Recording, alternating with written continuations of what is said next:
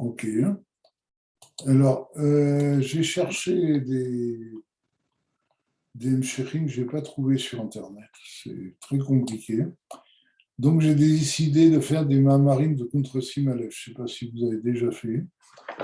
Il y a des mamarim, il y a un peu de tout dans contre-sim Aleph. Il y a deux livres de Sefer Mamarim contre-sim du Rabbi précédent. Pourquoi ça s'appelle contre-sim? Parce que c'était des mamarim qui sortaient en feuillet. D'accord. Un kuntres, vous savez, kuntres, c'est un feuillet. D'accord. Le mot kuntres vient de Rashi. D'ailleurs, quand Tosfot parle de Rashi, il parle de Piresh Kuntres. Kuntres, c'était les feuillets. Pourquoi? Parce que Rashi faisait ses commentaires et les gens les recopiaient, il était distribué en feuillets. D'accord. Donc, Kuntresim, c'était des mamarim. C'est un peu comme pour le rabbi actuel, on a Mamarim Melukat. Melukat, c'était parce que le rabbi publiait les mamarim de temps en temps. Chez le rabbi, c'était très, très, très spécial. Les dernières années, il a publié beaucoup plus de mamarim que dans toutes les 35 premières années de Nessit. D'accord. Bon. En tout cas, donc les Kuntresim, ça parle de différents sujets. Et donc là, j'ai pris un sujet qui est plutôt de la Scala. Vous savez que j'aime bien la Scala. Et donc voilà, c'est un mamar. Alors, c'est un mamar qui commence par une phrase du Talmud ici. Mais que vous le savez peut-être, la phrase qui est au début des mamarim n'a pas vraiment de rapport avec le reste. C'est simplement pour que l'on se souvienne du Mahamar. On appelle le Mahamar par le pasouk ou la phrase qui est au début. On raconte qu'à un moment donné, le Rabbi Rachab s'était affranchi de cette coutume de mettre une phrase au début et d'expliquer les sujets de Chassidut. Et bon, ça commençait toujours par les Avin Inyan. Et les Chassidim ne s'y retrouvaient plus parce qu'ils n'avaient pas justement cette phrase de repère. Et ils sont allés se plaindre chez le Rabbi Rachab et il a recommencé à mettre une phrase au début du Mamar qui n'avait à peu près aucun rapport avec la suite. D'accord? Donc, là, c'est un Mamar un petit peu de la Scala qui va remettre au clair un certain nombre de choses qu'on avait dites oralement. Ça va vous rafraîchir un peu les idées. Tani, Marie Barabere de Ravuna. Donc, on enseigne que Marie, le petit-fils de Ravuna, Béré de Rav Yirmia, qui était le fils de Rav Yirmia Baraba, le fils de Rav Yirmia, qui était le fils de Abba,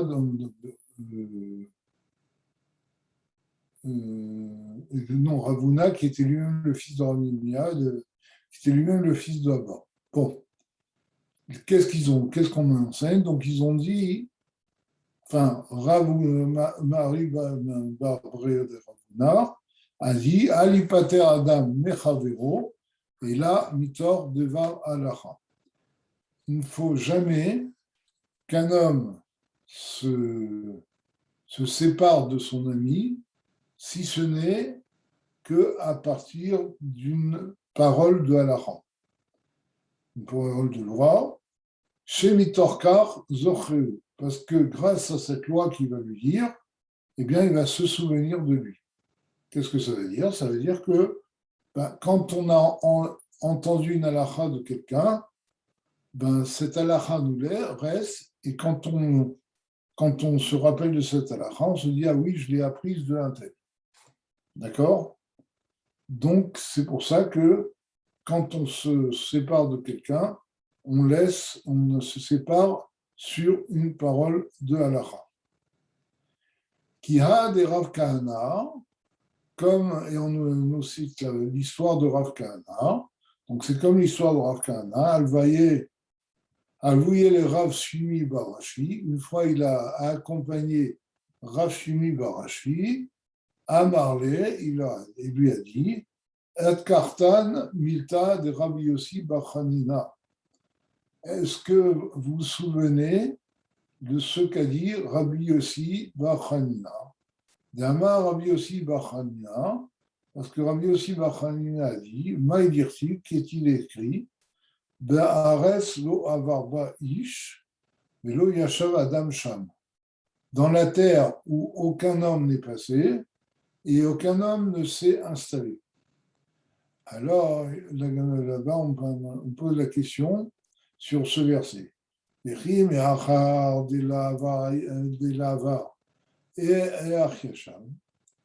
A priori, ce verset pose une question. Parce qu'on dit dans une terre où aucun homme n'est passé et il ne s'est jamais installé d'homme. Si déjà aucun homme n'est passé, à plus forte raison qu'il ne s'est jamais installé. Donc, c'est ça la question. Puisque jamais un homme n'est passé, comment il a pu s'installer? Et là, l'Omar Lecha, mais c'est pour te dire, Kol Eretz Shegaza Aleya Adam Arishon Leishuv Nityashva, que toute terre sur laquelle Adam Arishon a décrété qu'elle serait habitée, eh bien, elle est habitée. Et Kol Eretz Shelo Gaza Aleya Adam Arishon Leishuv, la Nityashva, et au contraire, toute terre sur laquelle il a décrété qu'elle ne serait pas habitée n'a pas été habitée. Vine, Gabé Torah Ksiv, Derachea, Dache Noam. Or, à propos de la Torah, il y a écrit que ces chemins sont des chemins de douceur. Vechol Netievoteya Shalom, et tous ces sentiers sont la paix. Vechol Darkea Torah, il est vazot Shem Drachim Tivot, Leamshir Atzmut Orensov Baruch. Il dit qu'est-ce que ça. Donc là, c'est le rabbi précédent qui explique. Qu'est-ce que veut dire que les chemins de la Torah sont des chemins de douceur? Il dit ça veut dire que les chemins et les sentiers de la Torah sont faits pour amener la lumière illimitée de Dieu, Baolam, dans ce monde. Comme Shekatour, comme il est écrit, qui est Sharim Dache Avaye, que les chemins de Dieu sont droits, Shem Drachim Yesharim Namshir Gilui Shem Avaye. C'est donc des chemins droits, les chemins de la Torah donc sont droits pour amener une révélation du nom de Avaye. D'accord? Donc tout le but de la Torah, c'est d'amener la présence illimitée de Dieu dans ce monde. Il est Vetorah, et d'autre part, il y a écrit que la Torah est la lumière, chez Imeira la Adam Vedache Noam, donc elle éclaire l'homme par des chemins de douceur, Ben Adam la Chavero, donc outre le fait que la Torah amène les chemins de Dieu, c'est-à-dire la révélation de Dieu dans ce monde, mais aussi elle éclaire l'homme pour qu'il agisse avec douceur envers son prochain. Zeu she'anu mevachim bebirkat haTorah, asher natan lanu Torat Melmed vechaye olam nata betochnu. Et c'est ça le sens de la bénédiction qu'on fait lorsqu'on étudie la Torah, que Dieu nous a donné une Torah de vérité, d'accord, et qu'il a implanté en nous une vie éternelle, a priori une vie éternelle, c'est comme ça qu'on traduit. Chaye olam. Ça veut dire quoi? Des kacher meyolo or haemet, sheba Torah. Donc ça veut dire que lorsque on ressent la lumière de vérité qui est dans la Torah Témet, justement, Aïnou, chez le Med, Almenat, Tishmor, Velasot, Utkayem, Befoel, Mamash, que veut dire que la Torah de vérité est claire, c'est-à-dire que quand tu vas étudier la Torah, ce sera pour garder et pour accomplir en pratique toutes les mitzvot de la Torah. Azu nire venika gam bechaye olam ben adam lachavero. Et donc là, vous voyez que c'est pour ça que j'ai hésité sur la traduction du chaye olam. Il dit, le Rabbi Bressan, il dit, Nire Venika, on voit et on reconnaît chez lui, ça se voit aussi dans sa vie du monde. Pas seulement dans la vie éternelle, mais ici, c'est le sens premier de Olam, c'est la vie du monde. C'est-à-dire que même dans son comportement vis-à-vis du prochain, eh bien, on va voir que c'est un homme qui étudie la Torah et qui accomplit les mitzvot de façon minutieuse. D'accord? Donc c'est ça qu'on veut dire. Asher Natan Lanu Torah Temet. Dieu nous a donné une Torah de vérité, et lorsqu'on ressent en nous cette Torah de vérité, ça veut dire qu'on va se comporter selon les lois de la Torah et étudier pour se comporter selon les lois de la Torah, eh bien, on a Chaye Olam, ça va se répercuter aussi sur notre vie du monde, sur notre vie quotidienne et surtout sur notre relation avec le prochain. Pour Yadoua, comme c'est connu, que le fait d'aimer son prochain comme soi-même, ou Kli, les Ve'afta, et Avaye et le Kera. C'est le réceptacle pour aimer Dieu. D'accord? Ça, c'était une question qu'on avait posée au Balatania, et il a répondu que non, parce qu'on lui avait demandé qu'est-ce qui est plus grand, est-ce que c'est l'amour de Dieu, l'amour du prochain? Il a dit non seulement c'est l'amour du prochain, mais plus que ça, l'amour du prochain, c'est ça qui va amener à l'amour de Dieu. D'accord? L'azot, kacher adam oler donc c'est pour ça que en se comportant, quelqu'un qui va se comporter comme il faut par rapport à l'autre, et quelqu'un qui aime vraiment Dieu. Vous connaissez le machal, l'exemple qu'a donné le Baatania là-dessus, je ne sais pas si je vous l'ai déjà dit. Il a dit, si quelqu'un est l'ami de quelqu'un d'autre, et il est prêt à lui rendre tous les services possibles, d'accord? Et un jour, le fils de cet ami va venir le voir et lui dire, tu sais, j'ai besoin de toi. Et la personne va lui dire, non, tu sais, moi je suis l'ami de ton père, mais je ne suis pas ton ami. Ton père, je suis prêt à l'aider, mais pas toi. Alors le Baatania, il a dit, est-ce que vous pensez, vous voyez, 9h moins quart, il se met.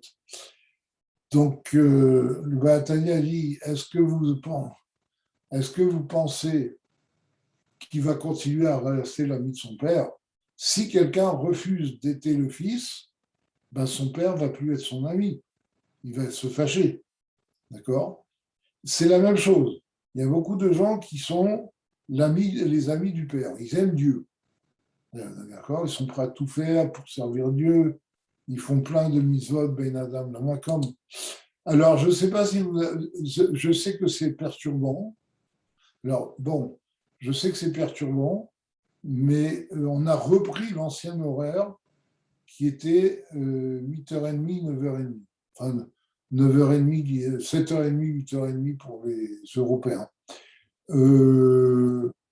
Alors, si vous voulez, à la fin du cours, on prendra 5 minutes pour savoir si vous préférez qu'on commence à 1h30 ou à moins quart, comme ça les choses seront claires. D'accord? Si ça arrange mieux les gens de n'avoir que 3/4 d'heure et de commencer à moins quart, il n'y a pas de problème. On en discutera à la fin.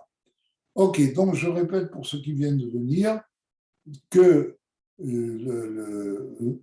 c'est un mamar du Rabbi président où il explique que tout le but de la Torah, c'est de se comporter comme un homme de façon agréable avec son prochain, etc. Et donc, ça, c'est l'exemple que donnait le Balatania. Donc, si une personne va dire je suis l'ami du père, mais je ne suis pas l'ami du fils, ben c'est sûr que même le père, il ne sera plus son ami. C'est la même chose, et ça, malheureusement, ça, on le voit souvent. Il y a plein de gens qui sont les amis de Dieu, ils font plein de mitzvot, avec Hidour, etc. Et quand il s'agit des relations avec l'autre, ils se comportent comme des sauvages. Et donc, ces gens-là, naturellement, sont les amis du Père. Ce sont les amis du Père qui est Dieu. mais pas du Fils, puisque les Juifs sont les fils de Dieu. D'accord? Et donc, quelqu'un qui se comporte comme ça, qui dit je suis l'ami de Dieu, en fait, même de Dieu, il n'est pas l'ami. Et c'est pour ça qu'il dit que quelqu'un qui fait Torah et Mitzvot, ça doit se répercuter dans son Chaye Olam, dans sa vie matérielle, et en particulier dans ses relations avec le prochain. D'accord? Vélazot. Donc, tout ça pour dire quoi? Vélazot. Donc là, on arrive au vrai sujet. Ceux qui arrivent maintenant n'ont pas loupé grand-chose. Enfin, n'ont pas loupé grand-chose par rapport à la suite, surtout. Vélazot, Kacher Adam Olech Mechavero. Et donc, c'est ça qu'a dit le Midrash qu'on a cité au début. Lorsqu'un homme quitte son prochain, il doit lui laisser quelque chose qui va faire qu'il se souvient de lui, jusqu'au moment où ils se reverront. Mais la reine, c'est pour ça que le Midrash nous dit, la reine alipater madame mechavero, et là, mitor livré Torah. C'est pour cela que un homme ne doit pas quitter son ami que sur des paroles de Torah. Pourquoi? Comme on l'a dit, chez Derachea d'Archei Noam, parce que les chemins de la Torah sont des chemins de douceur, Gam Bechaye Olam, même dans la vie de l'homme. Et donc, ça veut dire qu'en parlant de Torah avant de quitter l'autre, ça provoque un lien plus fort entre les deux, ce qui fait que l'autre va se souvenir de son ami qui lui a enseigné quelques mots de la Torah, en particulier une halakha, comme c'est écrit dans le Midrash. Inken, Aré, les fils et Yukshe. D'après ce qu'on vient de dire, il y a une question qui se pose. Omro, mitor divrei Torah, mitor dvar halakha. A priori, d'après notre explication, n'importe quelle parole de Torah suffit.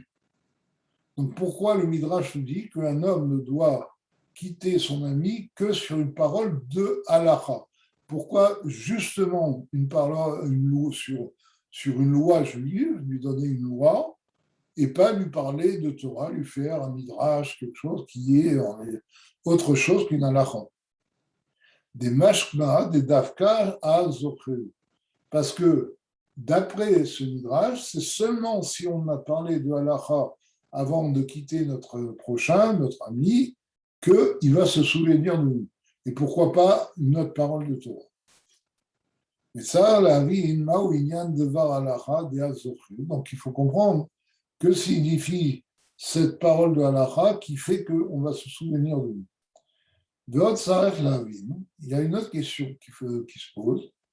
Maou dechol eretz shegaza ale Adam Arishon li yishu nityaja. Pourquoi par la suite, le Midrash continue et il nous dit que toute terre sur laquelle Adam Arishon a décrété qu'il sera habité a été habitée et le contraire. Lama zetole be Adam Arishon davka. Pourquoi cela dépend seulement de Adam Arishon? D'accord? Ok, donc deux questions. Pourquoi ce Davka Dvar Alacha quand on quitte son prochain? Et d'autre part, pourquoi le fait qu'une terre soit habitée ou non dépendait de Adam Arishon? Vous l'avez une causée. Pour comprendre tout cela, alors là, c'est là où on décolle, c'est-à-dire que là, on va rentrer dans du spirituel après tout ce midrash pour expliquer ce midrash.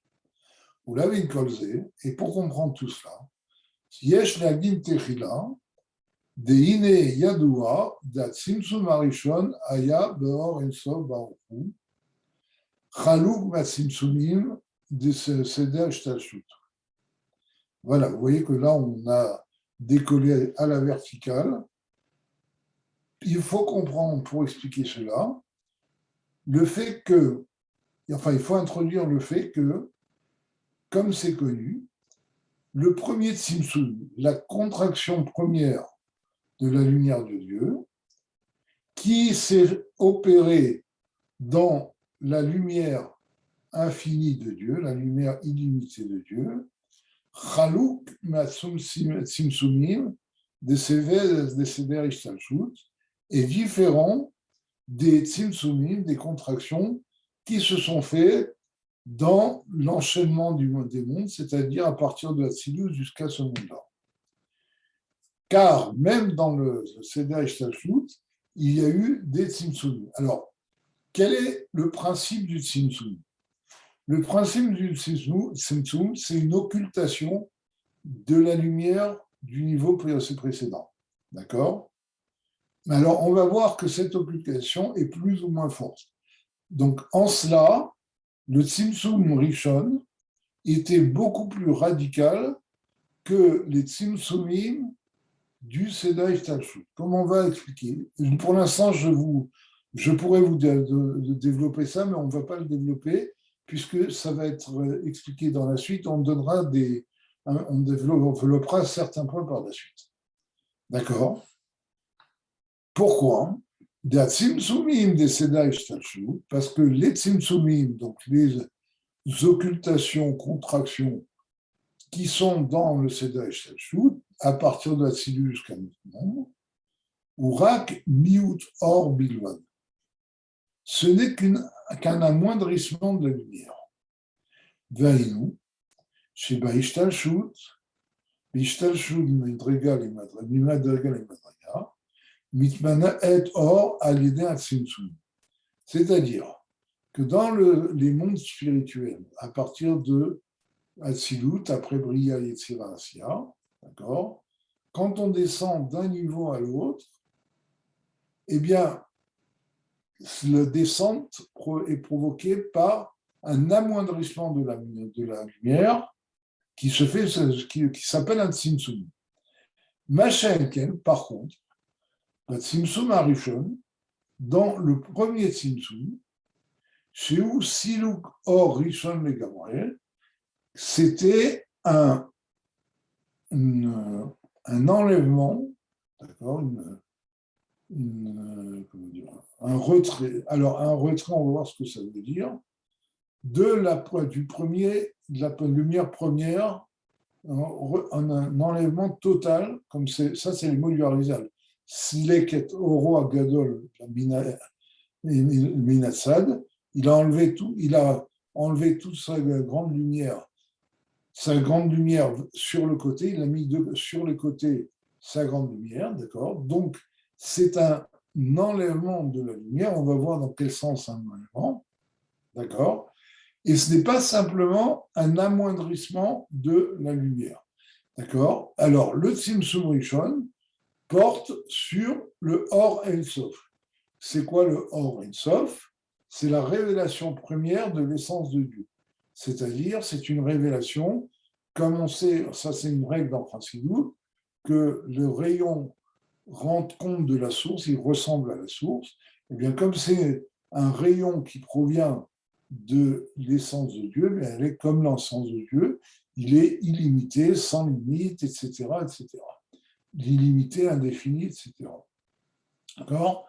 Et donc, le Tzimtzum Rishon, c'est un enlèvement de cette lumière. On va voir dans quel sens.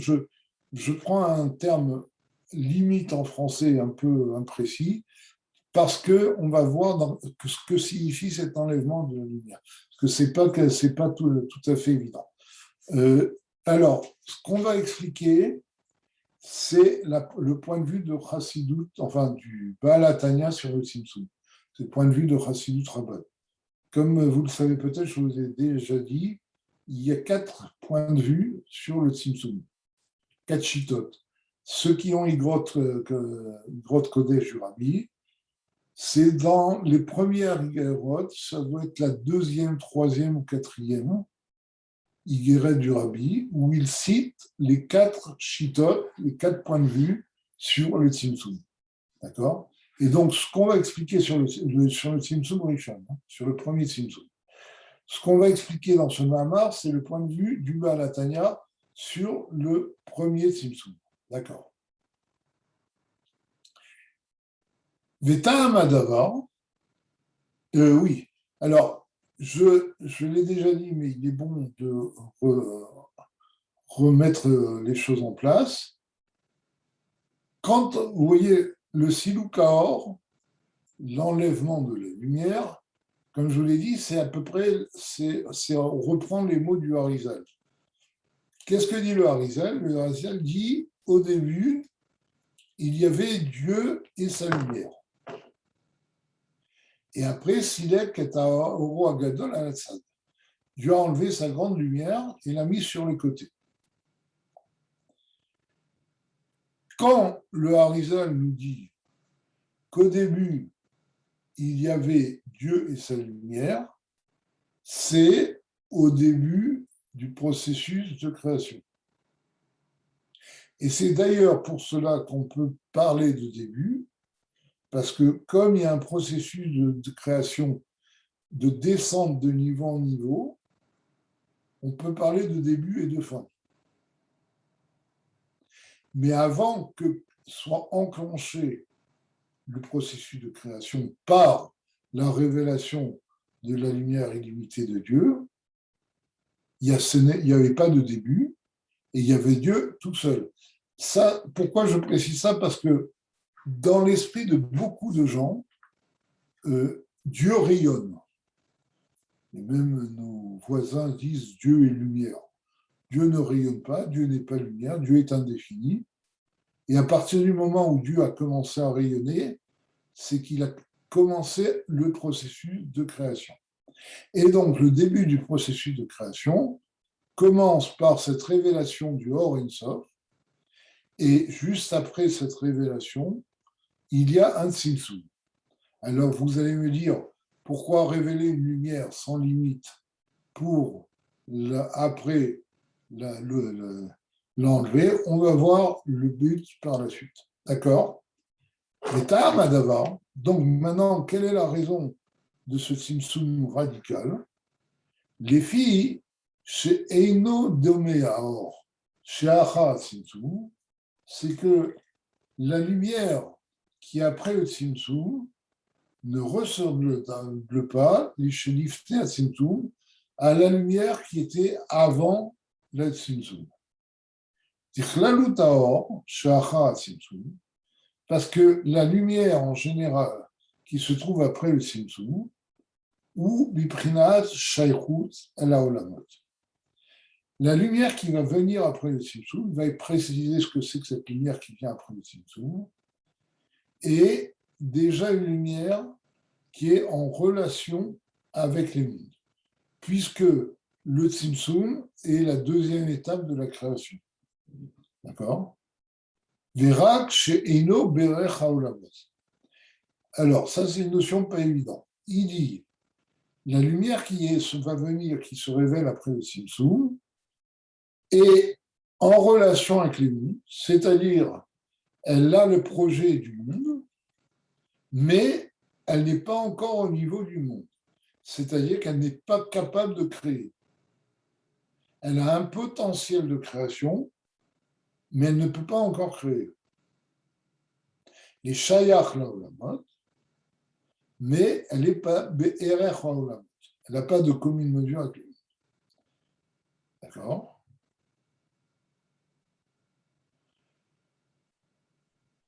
Velazot, et c'est pour cela, il est inyan à Tzimtzum ou inyan à Miout. C'est pour cela que la définition du Tzimtzum, c'est un amoindrissement, dans le sens où, chez Nitmaet Aor, chez Yé Lefi Erer, c'est-à-dire que le lumière va aller en s'amoindrissant, s'amenuisant, de façon à devenir au niveau des créatures. Ce qui veut dire ici, c'est que avant le Tzimtzum, il y a le Or Ein Sof. Le Or Ein Sof, lui, non seulement n'a pas de rapport avec la création, d'accord, mais non seulement il ne peut pas créer, mais il n'a même pas de rapport avec la création. Dans le sens où c'est une lumière indéfinie et la création est définie. Donc ça n'a aucun rapport. cette lumière-là est complètement en amont de toute notion de création. C'est pour ça que dans cette lumière-là, qui n'a aucun rapport avec la notion de création, s'est opéré un tzimtzum. D'accord? Et ce tzimtzum a été radical. Pourquoi? Parce qu'il a fait que cette lumière, qui n'avait aucun rapport avec la notion de création, et à plus forte raison était incapable de créer, est devenue une lumière qui était incapable de créer, mais qui était déjà en rapport avec la création. Il y a, si on peut dire, un formatage de la lumière qui fait qu'elle peut arriver à créer.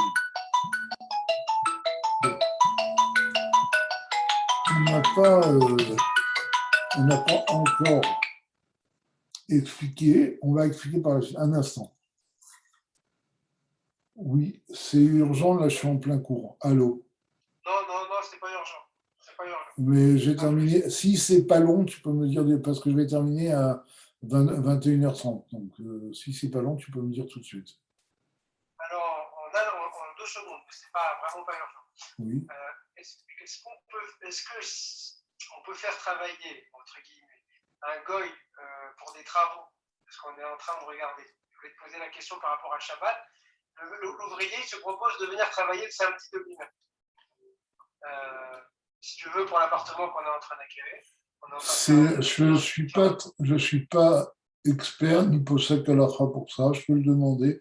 Mais a priori, ce qui est écrit dans la Shulchan Aruch, c'est que s'il est payé sur tout le travail, dans sa globalité, peu importe le jour où il vient.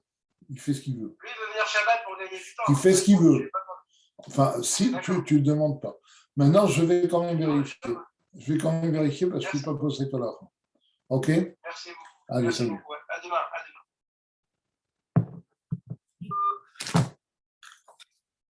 OK. Donc,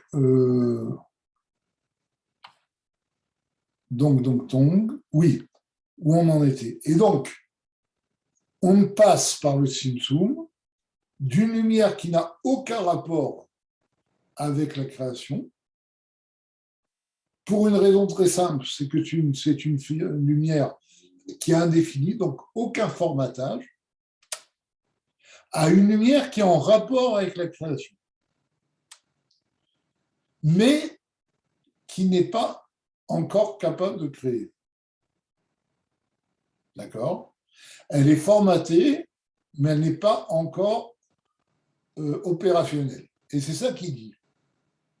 C'est pour cela que après, Dieu a opéré dans cette lumière qui était en rapport avec la création, incapable de créer, des tzimtzumim qui ont opéré justement un amoindrissement simplement de la lumière pour qu'elle passe de l'état de potentiel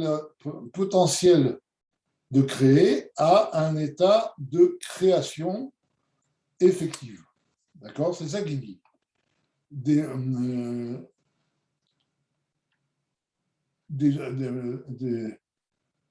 seconde.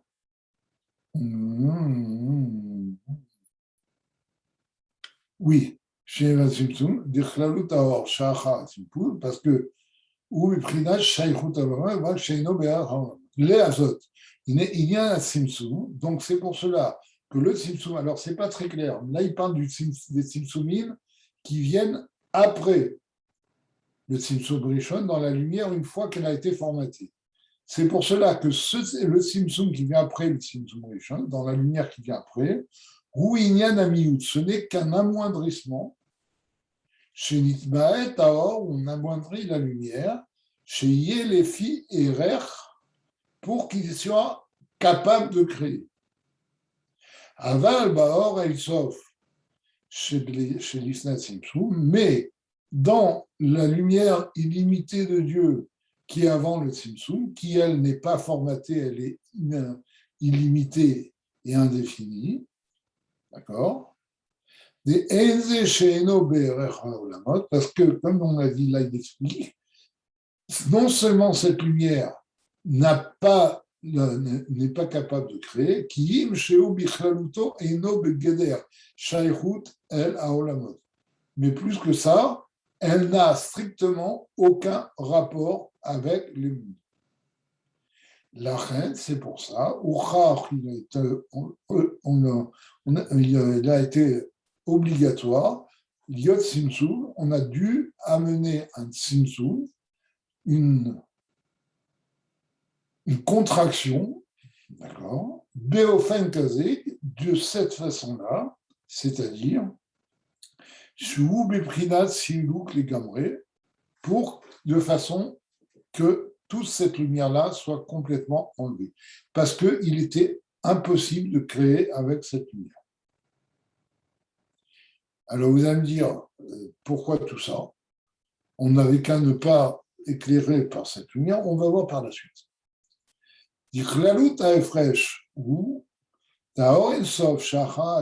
Parce que la différence en général, la différence fondamentale qu'il y a, c'est que le Or El Sof, la lumière illimitée de Dieu, Sheacha Tzimtzum, qui vient après le Tzimtzum, il est Bechlaluto ou Biprina de Boule.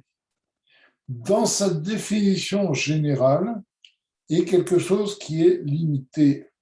D'accord? Ve'aor El Sof, chez l'Ifnat Tzimtzum, par contre, la lumière qui est après le Tzimtzum, Dagam Sheeshbo Koach Hagul, bien que cette lumière-là, qui est indéfinie, et Kol Yachol, qui est donc, comment dire, Kol Yachol, c'est-à-dire elle est omnipotente. Donc il est évident que comme elle est illimitée, indéfinie, elle a aussi en elle la force de la limite, puisqu'elle a tout. D'accord? C'est un potentiel indéfini. Donc tout peut être dans cette lumière, en particulier, il peut y avoir là la possibilité d'avoir cette force de limite. Gamken aussi. Aval bichlaluto ou biprinat bigou. Mais, dans général, sa définition générale, c'est d'être illimité. Sa caractéristique, parlons pas de définition, sa caractéristique générale, c'est d'être illimité.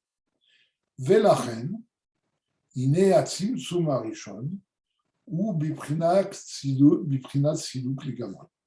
Et c'est pour cela que le premier Tzimtzum est venu enlever complètement cette lumière qui n'avait aucun rapport avec la création ou la notion de créature ou la notion bichlal ou la notion de limite en général.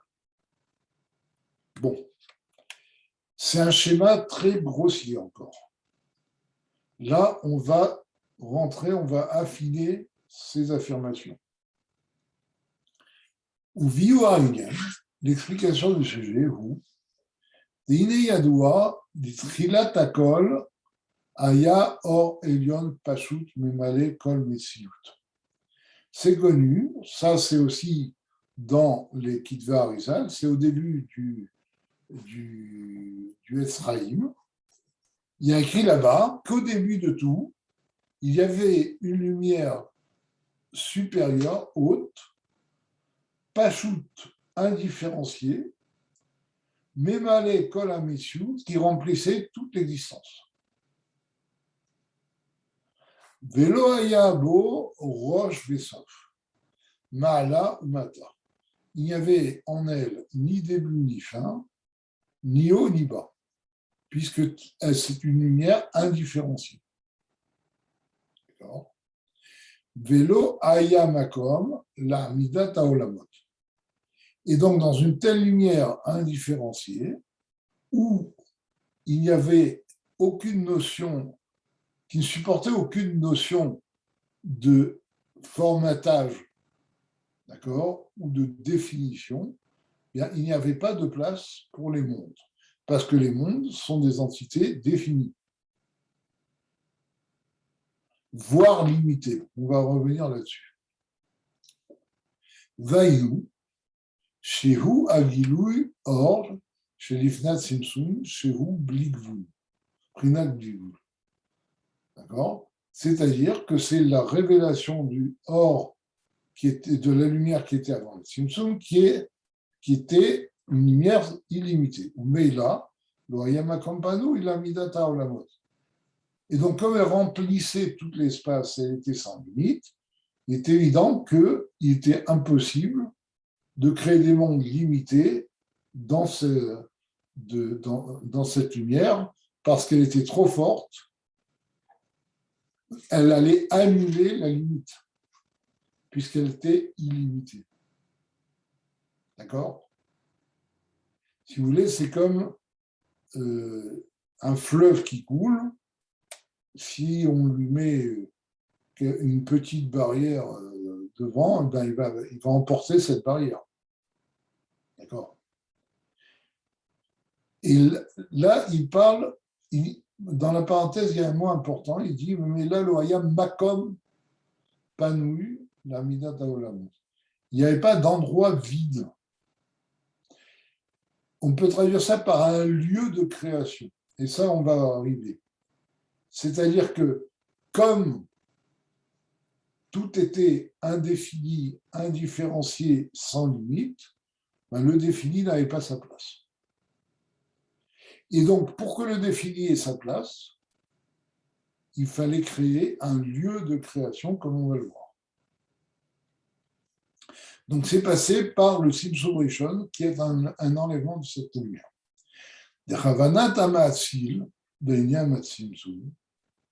Parce que l'intention, alors vous voyez qu'ici, il utilise le mot Ma'atzil. Pourquoi ? Parce que là, on est en train d'arriver à Atzilut. On n'est pas encore dans la création à proprement parler. Donc ici, Dieu n'est pas le créateur, c'est le Ma'atzil. Ce n'est pas Aboré, c'est un Ma'atzil. Et les mots sont importants. Ça, on voit souvent dans Chassidut, le mot Ma'atzil à la place de Boré. Parce que, je ne sais pas, je vous l'ai répété, je vous l'ai dit plusieurs fois, mais là, on voit toute l'importance de cette notion. Dieu est le créateur, mais le créateur n'est pas Dieu. Le créateur, c'est la partie de la force divine qui se met à créer. Là, après le Tzimtzum Rishon, on n'est pas, et même au niveau du Tzimtzum, au niveau du Or Ein Sof qui est avant le Tzimtzum, on n'est pas encore dans la création à proprement parler, mais dans le processus de création qui va commencer à Atzilut. C'est pour ça que là, on est en train de construire Atzilut. C'est pour ça que Dieu ici n'était pas appelé la Boré, mais le Ma'atzil.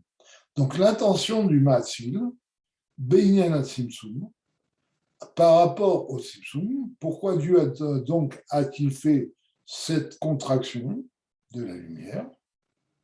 Arrêt Yeshar Lomar, Shakavana ou chez Yesilu Kaor Chazesha.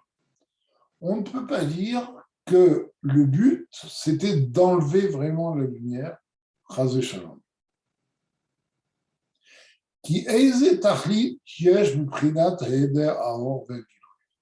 Parce que quel serait le but d'enlever la lumière et la révélation? Et là,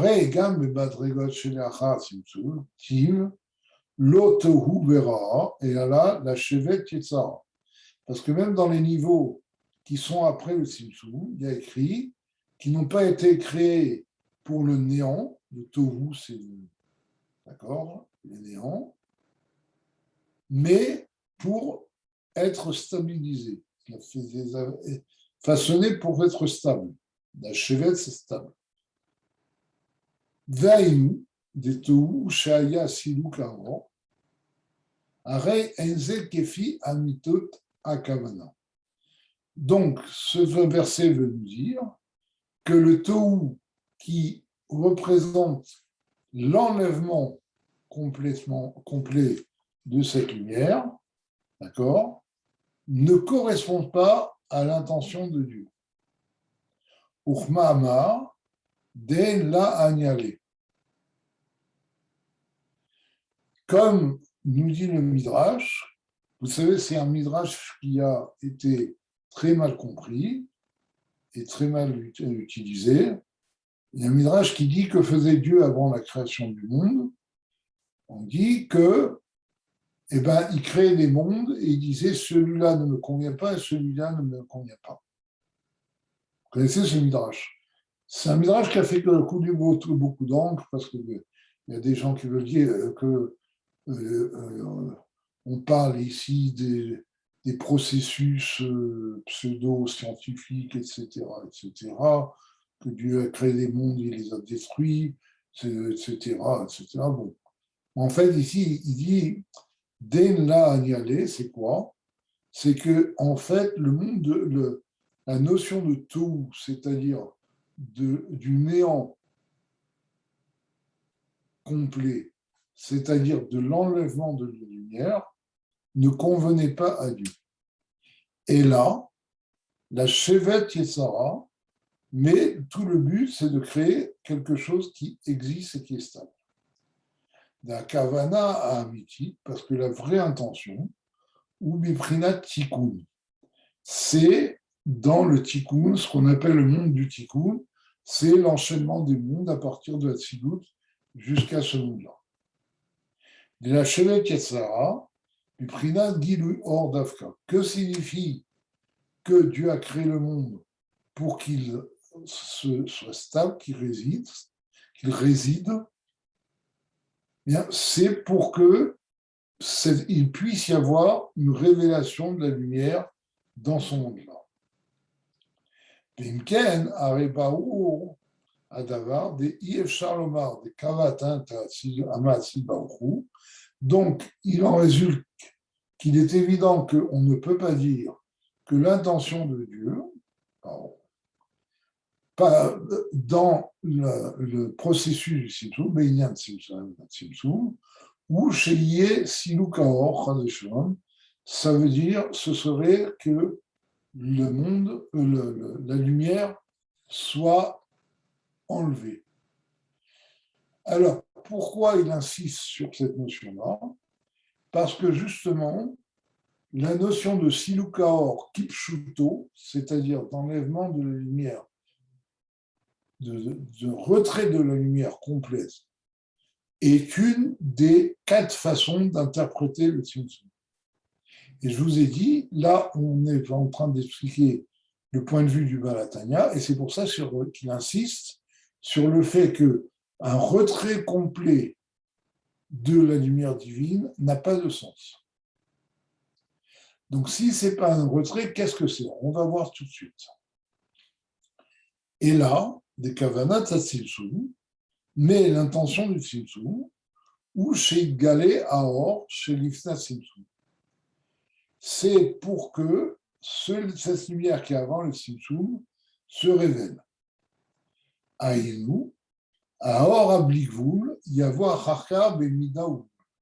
C'est-à-dire que cette lumière qui est sans limite puisse venir de façon limitée et mesurée. Mesurée et limitée. Vehu à l'idée prinat à Reshimu, Shenishar Bechalal, Ze Lachare Atzimtzum. Et qu'est-ce qui donne cette force de faire que cette lumière sans limite puisse venir de façon mesurée et limitée?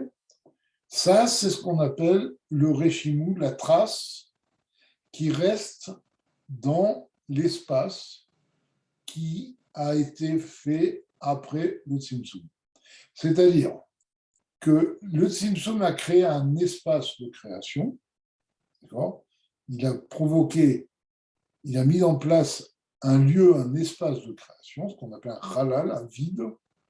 Un vide, on va voir dans quel sens un vide. Et dans ce vide se trouvait une certaine lumière qu'on appelle le Reshimu. La trace, pourquoi la Reshimu? Reshimu, c'est comme un rochem, c'est une trace. C'est la trace de la lumière illimitée de Dieu qui était avant le Tzimtzum. Veinyana Reshimu, et c'est quoi cette trace? Ou Prinat Koach Hagvul, chez Be'ensof Baruchu, chez Lifnei Atzimtzum. C'est justement l'apparition de cette force limitée qui se trouvait auparavant dans le Or Ein Sof qui était avant le Tzimtzum, comme on avait dit que étant indéfini, il avait aussi une force de limite, eh bien, le Tzimtzum, c'est créer un espace où peut se révéler cette force de limite. En d'autres termes, pour cela, comme il va l'expliquer par la suite, il suffit d'occulter la force illimitée de Dieu pour laisser place à la limite. D'accord ? Qui hu yitbarer kol yachol, parce que Dieu étant omnipotent, il a aussi la possibilité de créer la limite. Kedeita be'avodat hakodesh, comme c'est écrit dans un livre de Kabbalah, de Ein Sof ou shlimut, mibli chisaron, chas v'shalom. Parce que Dieu, c'est la plénitude qui n'a aucun manque. L'illimité, une plénitude qui n'a aucun manque. ואם תאמר שיש לו כוח בלי גבול ואין לו כוח בגבול, אתה מחסר שלמותו. Et si tu dis que Dieu est sans limite, mais il n'a pas de limite, ça veut dire qu'il n'a pas de plénitude, il n'est pas omnipotent, puisqu'il ne peut faire que de l'illimité. D'accord ? Et là, כשם שיש לו כוח הבלתי בגבול, mais de la même façon qu'il a une force illimitée, il a aussi en lui la force de la vie.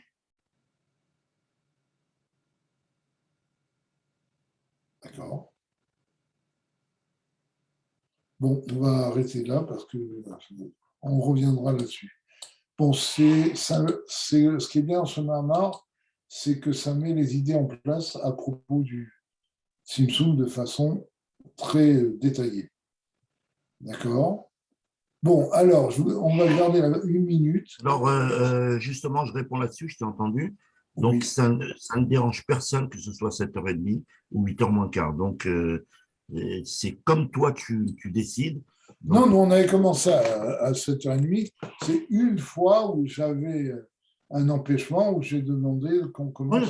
Il n'y a aucun souci, on fera maintenant tout le temps à 7h30, c'est tout. Donc, les participants maintenant savent que c'est plus à 8h moins quart, c'est à 7h30. Voilà. Parce qu'il y a la moitié des gens qui sont venus à 8h moins quart parce qu'ils pensaient que c'était encore. Non, ils ont reçu que c'était 7h30. Toujours. Oui, mais tu sais bien que moi-même j'ai eu le problème. Quand je reçois, je ne vois pas forcément l'heure. Pour moi, c'est toujours comme la Non, dernière. mais là, je les ai avertis avant, donc ils savaient. C'est pour ça que quand tu envoies la prochaine fois, il faut bien préciser, attention, dorénavant, c'est pour que les gens voient. Il n'y a pas de problème. Il y a toujours des gens qui viennent pas à l'heure juste. Oui, mais là, on a vu qu'il y a eu un groupement autour de 8h moins quart, ça veut dire que les gens n'ont pas remarqué qu'on est repassé à 7h30. Donc, il faut que maintenant les gens le sachent. OK ? Voilà, dans la prochaine annonce, tu le mets en valeur pour que les gens le sachent vraiment. D'accord, OK, ça marche. OK, allez. Merci, Chazal. Et à la semaine prochaine.